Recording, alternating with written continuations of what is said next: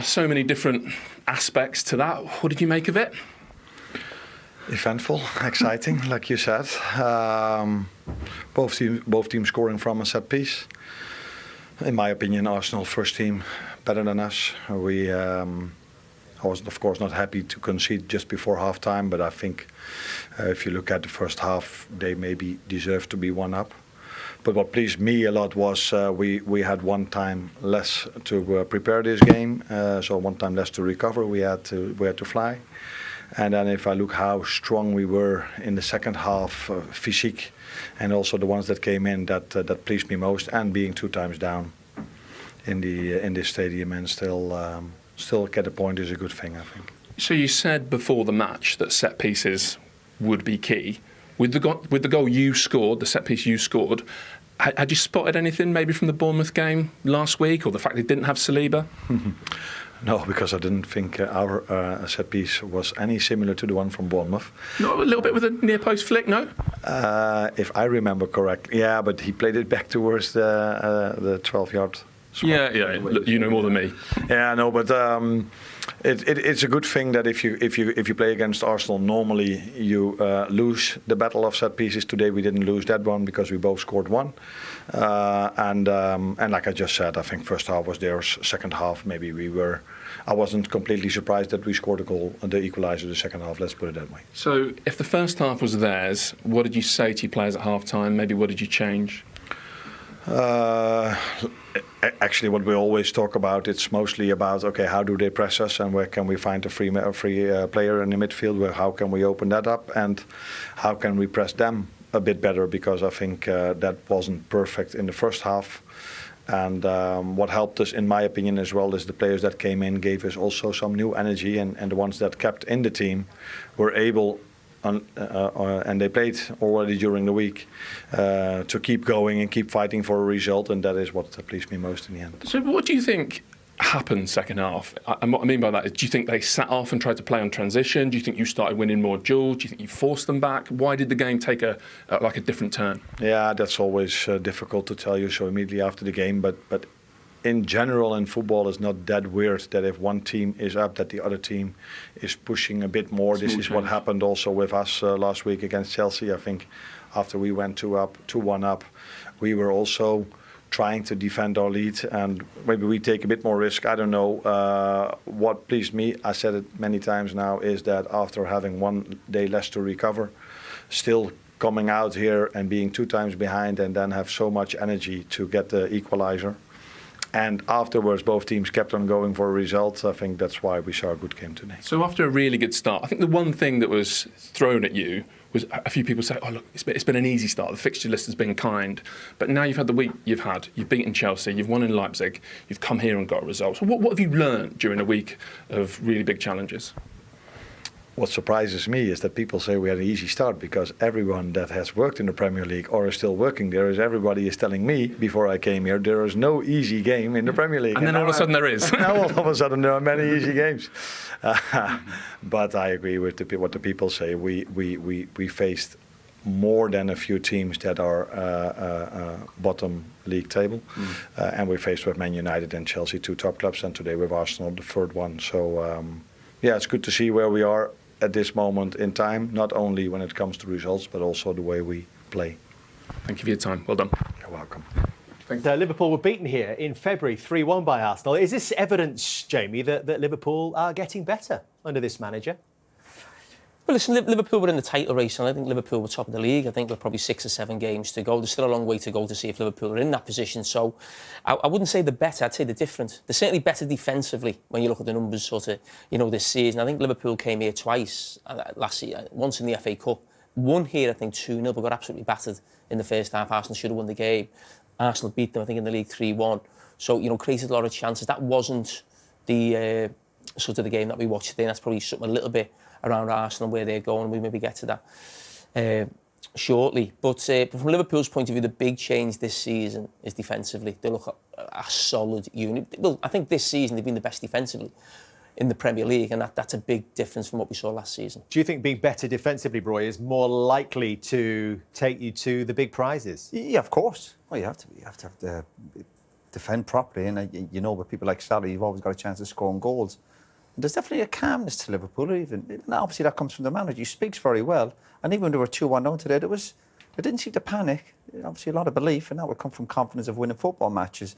I know we'll argue all day about, obviously, have they been really tested yet, but they've turned up. They've had the one real big disappointment, I suppose, the Forest game, when they got beaten at home, which we know can happen if you're not at your best. But generally speaking, they look a strong, efficient team. You got world-class players like Salah. You have a chance to win football matches. And remember, they were missing their goalkeeper. Keller's done one in the last month or two, so they've had their 1 or 2 setbacks as well with injuries themselves. We've been discussing Arsenal for last week about all their problems, but Arsenal had 1 or 2 players missing. I mean, Liverpool had 1 or 2 players missing, but they've turned up today. And again, the manager said that a couple of weeks ago, when they keep turning up. That gives you a chance to win football matches. I think Alex Ferguson always says you can see the personality of a manager in his team. So we saw that for 7 years with Klopp. Klopp is just this big, huge personality, energetic, and that was the team. When you see Arne Slot interviewed, it's just calm, reserved, doesn't get sort of too carried away, whether you're winning or losing. And as Roy just said, that you see it on the pitch. It's a lot more controlled, Liverpool, so it's not end-to-end. They're not having to deal with counter-attacks as much. And that's why they're better defensively. I don't think it's necessarily that he's a defensive manager or he's brought in better... Are you all right there? Sorry, yeah. I don't want to turn it on really I just wanted to ask yourself, actually, do you feel like they miss that Klopp intensity at times when they really want to go for playing? At times they just lack that intensity. Do you think, like you say, with the calmness of Klopp? Every manager's have to balance between the defence and attack. So that intensity that we're talking about, Jurgen Klopp, might maybe create more chances and lift the crowd more at Anfield. But what you lose is maybe going the other way. This is maybe not as much going the other way, pressing really high, winning the ball back, lifting the crowd, all the big atmosphere.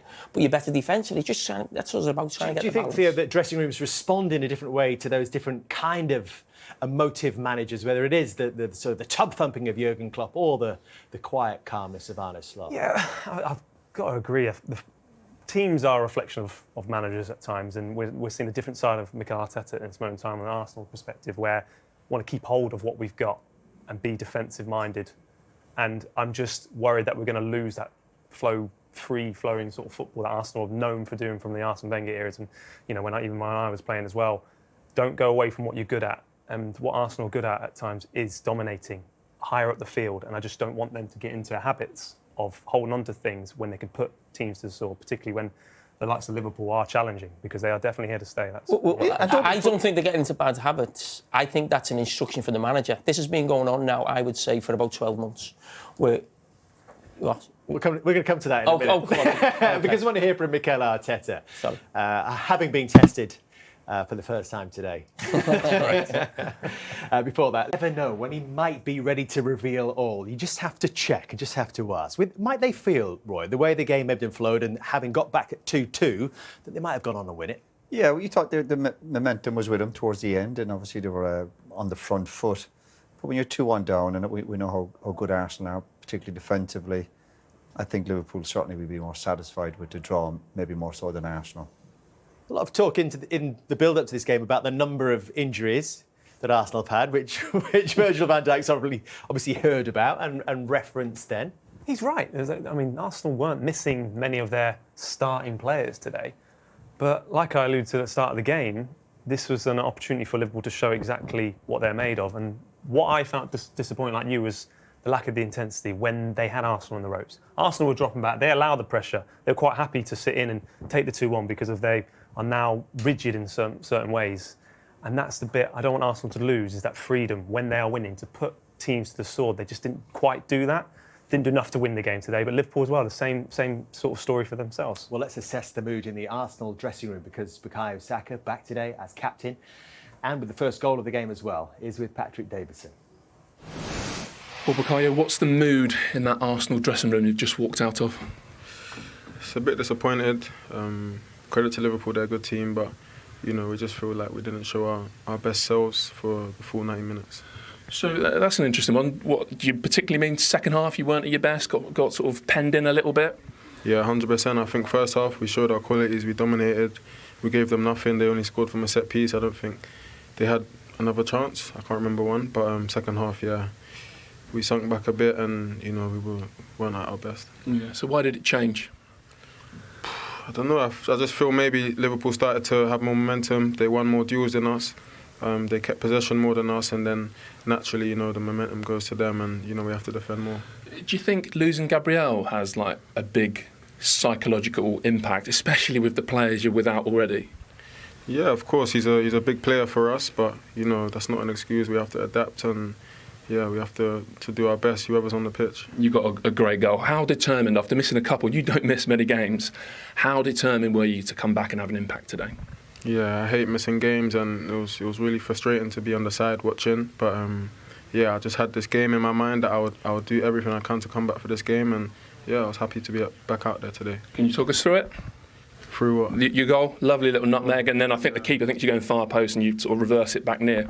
Yeah, I tried to keep the keepers guessing. I think it was a nice finish. I haven't seen it back, but it felt nice. And I'm guessing you know this, but you're the youngest Arsenal player to 50 Premier League goals, beating a record set by a certain Thierry Henry. I know, like, you've not won the game, so you don't feel great now, but as time goes by, that'll come to mean a lot, right? Yeah, he has every record, Thierry Henry, so it's nice. But of course, you want to win the game, but I have to be happy with this. Yeah. Did I see a little something of Thierry in the celebration as well? There was that little kind of shrug. It looked a bit Thierry Henry-ish, I thought. Everything is Thierry Henry-ish. If you score, it's Thierry Henry. If you assist, it's Thierry Henry. So, yeah. And you come off towards the end. How are you feeling physically? No, I'm feeling good. I thought I could finish the game, but obviously the gaffer took me off. But I felt good. Well, hopefully this will make you feel a bit better. You're the player of the match. Well played. Thank you, Pat. Appreciate it, man. Well done, bud. Thank you. He worked hard for it. He's put in a lot of sweat into that performance, hasn't he? Having been out of action for a long time, you've almost from the Liverpool perspective, Jamie, feared his threat against Andy Robertson before the game. Yeah, I felt the full-back positions for both teams could potentially be a problem, and Liverpool's fared worse than Arsenal's. But listen, Andy Robertson's doing all he can. We're talking about one of the best right-sided players in European football. And as a defender, you look at it, can you do better? But he is amazing. And that is a brilliant goal. To control that through the legs so sharp, and then to give the goalkeeper the eyes, lift it high into the net. Listen, we're talking about Virgil van Dijk. I mean, if we're being honest, I think it's more Andy Robertson than Virgil van Dijk. I like to see Virgil van Dijk sprint back, but how quick he gets the shot. I'm not sure Van Dijk would have got back, but he'd been a lot closer. Of course, he would have been if he just sprinted back. But I just think the situation now, he was actually looking to see where the strikers were, maybe for a pullback. But I think when you're probably playing against a player like Saka, you've probably got to double up. And Andy Robertson needed a lot more help, not just in that situation, but throughout the game. I think just your instinct with Van Dijk there, when it does go over his head, is always, as we say, particularly for defenders, expect the worst. Expect him to come back in. But again, he's just ambling back. I just think when it goes over your head and it's grown to your instinct is to sprint. He's not sprinting. And Robertson's got to do better. Obviously, he gets cut out here, which is fine. You have a chance to make up for it by saying he's not going to get back inside, which he does. Bit of skill, brilliant. Van Dijk's I think he's still got to sprint. You've got to recognise danger, haven't you, as a defender? But like, you moved pretty quickly the other day, didn't you? Like sprinting. In the mascot suit. But I want to see people. There's a lot of players switching off at this moment. Expecting someone else to do their job. Expect the worst always. I've seen Van Dijk in a Liverpool shirt now. How long has he been there? About 6 or 7 years. I probably think I can count on one hand how many times I've seen him sprint. He plays the game sort of slow motion, the way he moves. He always seems to get there, but at times that's probably the one thing you could sort of say to him. Now and again, could he have a little bit more intensity? And did you feel at the other side that Konate was helping out Trent Alexander-Arnold quite a lot in the game? Konate was fantastic. Honestly, he was Liverpool's best player by a mile. How much he stopped down that side, coming across. And probably that situation we're talking about, Konate's natural reaction is to get across. He's probably told it's going to happen a lot more because you've got Trent on that side. He goes into midfield. So he's actually picked and was bought for Liverpool because he was playing behind Trent Alexander-Arnold. He almost finds himself as a centre-back and a right-back at times in the game. Well, let's have a moment of appreciation for Bukayo Saka. You heard the statistic there about him being the youngest to 50 goals. Theo, he's edged you by just the 3 years. Only 3 years, goodness me. Okay. But there is the phenomenon, because, I mean, OK, you started young, but others did as well. This is a young man who delivers consistently over and over again, to the point that at 23, is it far-fetched to say, if he plays, you think Arsenal have got a chance in a game? I think, without a question, but I think the disappointment, you can feel that in his interview there. I think he wanted more players to get up the field with him, and he couldn't really express himself like he did in the first half. Most of the Arsenal setup, I would say, So that would be the only disappointment on my side of it. But for him, Arsenal are such a better team when he's in it because he causes all sorts of problems for everyone, and it's without question. All the brilliant players affect games, and that's what he does. Again, when you're watching it, there's no surprise when you see him doing that level of skill, the finish. I think his kind of interview, what I came across there was, I got the impression he was disappointed of you're 2-1 up, you're Arsenal at home, and I'm starting to worry about this Arsenal mentality now. You're 2-1 up, and I'm still looking, go on and try and win the game. But there's elements of Arsenal now, and it's happened most of the season when they get themselves in front. I don't mind excuses about injuries or when they're the 10 men. They all seem to sit back in as if we're setting for 2-1. We try and get something on a set piece instead of going, go and get the third goal. Because Liverpool were there for the taking if they wanted to go for it. But it was almost, let's hope we can win 2-1. And then when you're up against good players like Salah, then they're good enough to punish you. We'll come to get something from the game under slot, still just one defeat in all competitions. Yeah, I think when they pick the bones out of the performance, there'll be plenty of things that he'll look back on thinking, we could have done better there. So when you haven't played to your best of your ability, then you take what you can out of the game. And we said before the game, the important thing is, if you can't win the game, don't get beat. Yeah. And Liverpool came back twice. And I think they deserved the point. And I said I don't think both teams did enough to take all 3 points. So and I think when both teams look at it, they'll think it was a fair result as well. Yeah, I think so. It's a hard place to go, isn't it? As we mentioned, Liverpool have played Chelsea, then they've gone to Leipzig, got a really good result. They've got 4 out of 6 against really good London opposition in Chelsea and in Arsenal. A hard week, so they'll be pleased to get back home. OK, let's speak to the Liverpool captain live at the Emirates Stadium. Virgil van Dijk, of course, got that first equaliser. Virgil, thanks for joining us. I guess when you've been behind twice at the Emirates, you take 2-2? Well, you know, we came here to win, and obviously to come behind twice and come back is a positive thing. I think the second half, we kept pushing and deserved the equaliser. But at the end of the day, it's a fair result, I think. Big battle for both teams, and it was hard out there, but obviously for both teams. And I think it was the intensity of pressing and obviously first half they had the momentum, especially after the second goal, and obviously the second half was clear. Our intensity was much better and higher. Yeah, I was going to say, what was the difference second half from your point of view? Much better. We kept the ball a little bit longer. We could get more possession, grow into the game a little bit more, let them run a little bit more, and obviously in the end of the day they get tired as well, and gaps will open up. You know, at times they want to press you in 1v1 situations, and it's never easy to run all over the pitch and follow your man, especially when you're getting tired. So we had to keep playing. We had to try and be very secure with the ball and don't give easy passes away, because obviously we all know that they have the quality to hurt you on the break. Virgil, it's Maka. How is everybody feeling within the camp? A lot of intensive games, you know, in such a short space of time.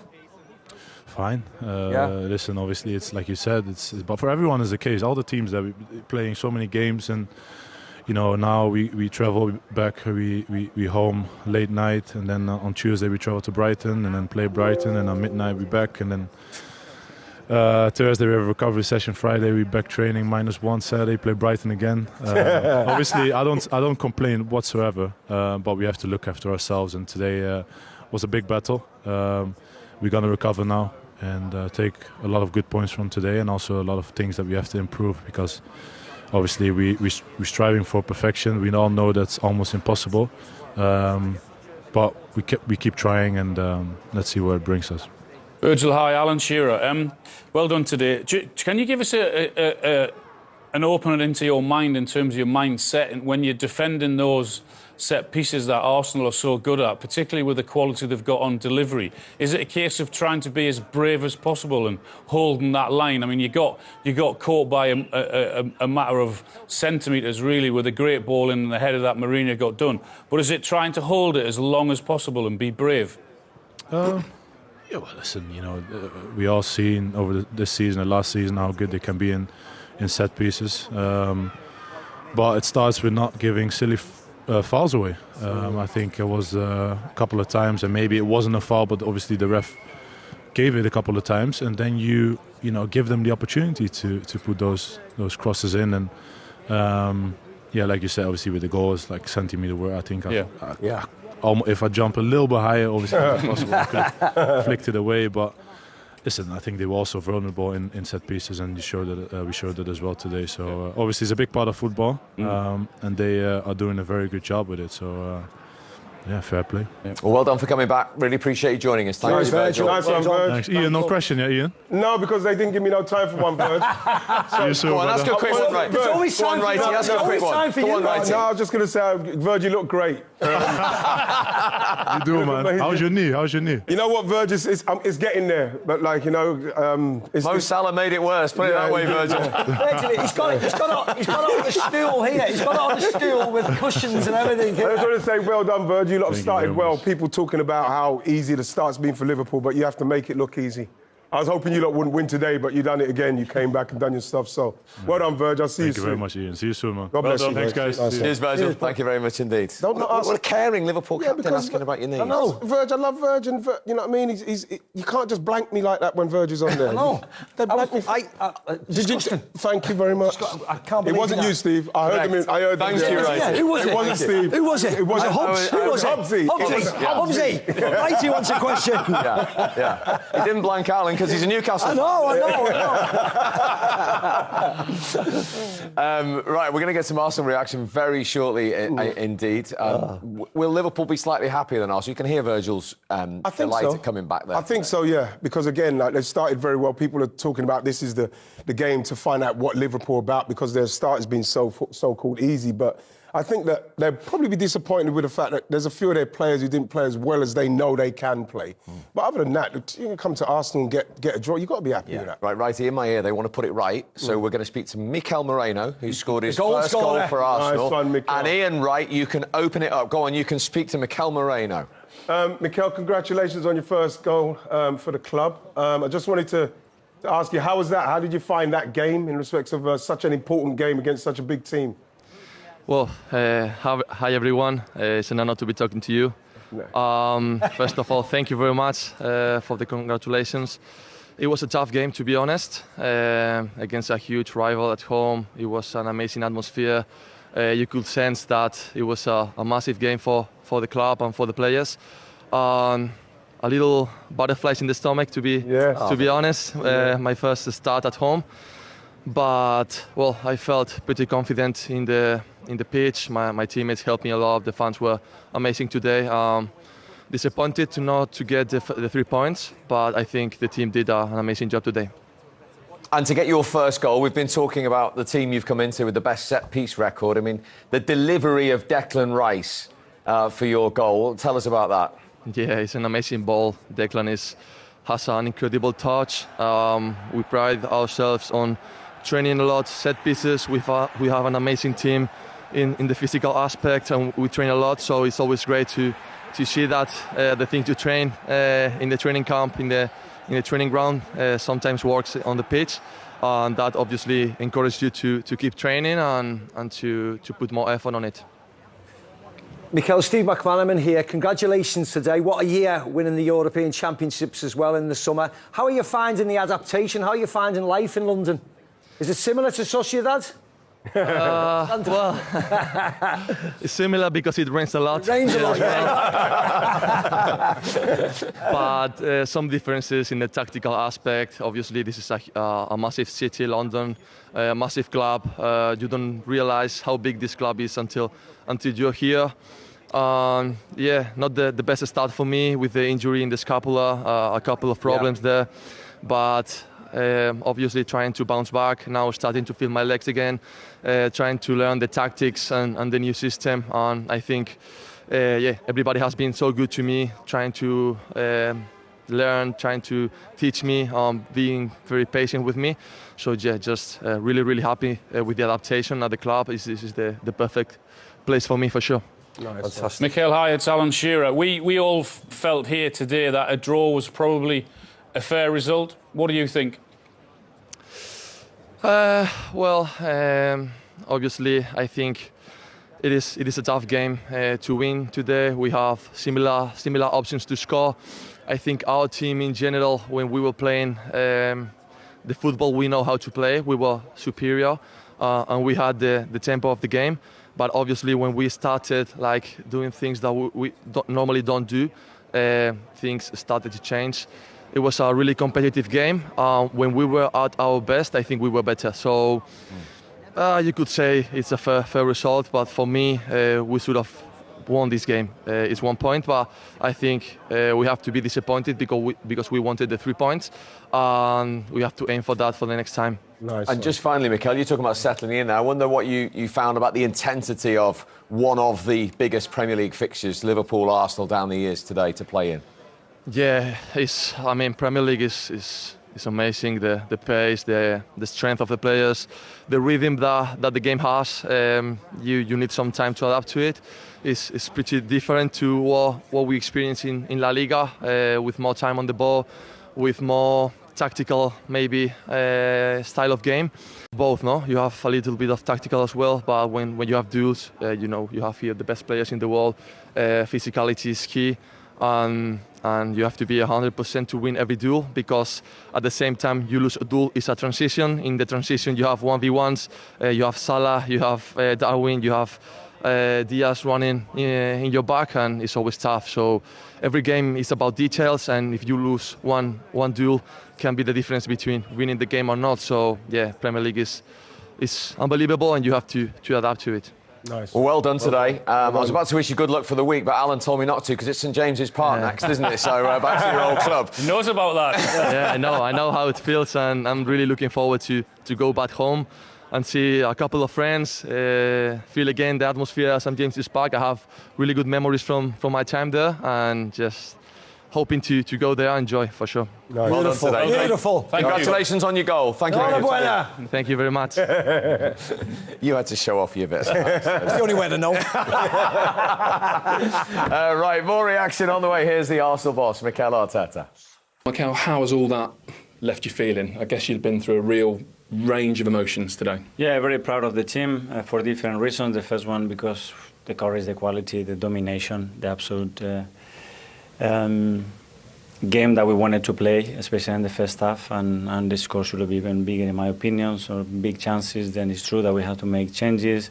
They came out a little bit. We didn't have enough courage to play in the first phase more than we should have done. And there are certain very particular moments as well that I think dictates the results. So does all the context, all the circumstances around this, the missing players, make you even more proud of your players, the ones that were out there? Even like this, we deserve to win the game, and I think we were the better team, and we didn't. So obviously there are learnings to take from that, especially the way we concede both goals. The second one, the transition moment, we have to end up in the final third with a chance to set there, and 10 seconds later we are 2v1 inside our own box at this level against this team. Obviously, you cannot give that away. I think everyone would agree you controlled the first half. What was the key to that? Well, because we were very clear what we have to do, the execution, the quality that we showed, the determination, the aggression as well, without the ball to go and attack them and regain the ball straight after was really good, but probably we should lack a few moments where we should have put the ball in the net. Yeah, but Bukayo Saka's just been out and stood where you're standing. So we didn't play for the full 90. Would you agree with that? Second half didn't match what you'd done first half? Yeah, especially in that first phase, as I said, that we needed more courage to play like we've done in certain moments, and it's where we created big opportunities. Do you think losing Gabriel early in that second half, on top of the players you're already out without, do you think that has a psychological effect on the guys that are out there? You become a bit more determined to hold what you've got? I don't know, and we won't know, but that's the reality that we have at the moment, and we have to face it. That's it. Can you update us on when you might start having players back? Let me first ask about Timber. Yeah. Did you expect him not to make the full 90? Well, I don't know exactly what happened, but he said he cannot carry on, and Big Gabi as well, so I don't know. You don't know how serious they are. Martin Odegaard? As well, I think he's still a bit far. Okay. Yeah. Let me lastly ask you, Mikel, I think Pep Guardiola said towards the start of the season, you can't win the Premier League in the first sort of 9-10 games, but you can lose it. Do you think what you're doing right now is staying in the fight? Well, we're going to stay. We're going to try our best. And again, I think the context that we have played those 9 games, probably nobody could ever imagine that it was going to be the case. But I think the character, the personality today, the way we play today against the top team at the moment in the Premier League. It was unbelievable understanding where we are at the moment. Okay, thanks for your time. Thank you. Brilliant, Mikel. With the thoughts. What did you think was brilliant? No, I just like him. I just like everything what he's trying to do for the club. I love the way he not only protects the players, but he's a winner. He wants to win, and he will do whatever it takes to try and win. I love that about him. He thought they were the better team today. They were in the first half. There's no doubt about that. But I think Liverpool certainly came back into it second half. But that's fine. He's probably got his Arsenal tinted glasses on, and I expect that. And Arne Slot might come in and say the same thing. But I feel like you talk about Newcastle, to be fair, isn't it? Probably, yeah, absolutely, absolutely the same. Yeah. So, but I thought it was evenly matched today over the 90 minutes or 95 minutes, or whatever it was, and both teams deserved a point. There wasn't mad chance. There wasn't lots and lots of chances either way, where you could say, "Oh, this should have happened and that should have happened." It was a battle. And, you know, Liverpool equalised their moments. Arsenal, I didn't think Arsenal did enough in the second half. I think with people going off the field and people playing out of position, they did drop back and they allowed Liverpool to get lots of possession in the second half. I don't think Liverpool did necessarily a lot with that possession, but they certainly deserved to get back into the game, which they did. And I'm with Al. I don't think Liverpool then did enough to go on and win the game. And likewise, Arsenal almost settled for that then as well. Yeah, but I thought that there was a spell in that second half where, you know, obviously when we've gone down to 10 men, it looked like that. It looked like, again, was that the defensive disruption? I think so, yeah, maybe. But, like, it looked a little bit like everybody's a little bit like, hang on, we're in the lead, let's, protect it rather than keep playing.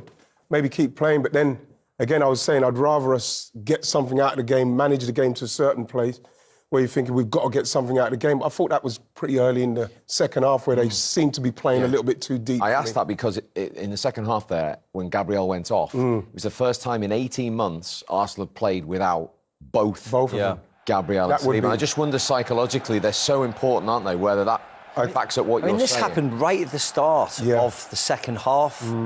He got a dig in the thigh there, with the knee into that little thigh there. I didn't see it at first, but then obviously he tried to run it off, but then, you know what I mean, it's causing a problem. But there was a lot of such giants, aren't they? Yeah, and there was a lot of disruption, wasn't he? The best player to a certain extent on the pitch, Saka, he had to come off because, of course, they had to manage him. They don't want him getting injured. So they lose a little bit of impetus because every time he got the ball, he ran forward and more importantly, he never lost it. So he kept Arsenal in the game. And then you lose him and you lose Timber. So you can see why everybody's gone, wait there, let's just sit a little bit. Let's not take any chances. But Steve, you see, we finished the game with Partey, White, Kivior and Miles Lewis-Skelly. You know what I mean? I think that's, you know, you have to take that and say, listen, let's go again next week. No, and I think when you look at Arsenal's fixtures, I mean, it was really important that they got something out of that game today, because I think what they've got their next 6 fixtures, 5 of them are away. So that's a tough set of fixtures. That is. I mean, the League Cup they'll obviously play a reserve team, but the rest of the games, when you look at them, tough, really tough games. OK, when we come back, we will get a Liverpool point of view and talk to the Liverpool manager, who still only lost 1 game